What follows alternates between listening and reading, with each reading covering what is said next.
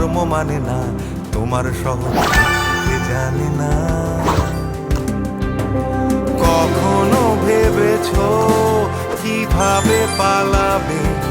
সীমিত উৎসব কবে যে ফুরাবে?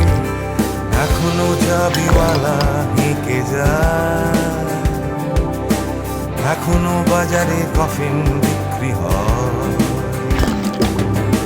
এখন তোমার দুই হাত আঁকড়াতে যাচাই, জানি না তা রাখবে কোথায়। এইবারই শেষবার আর একটা সুযোগ না,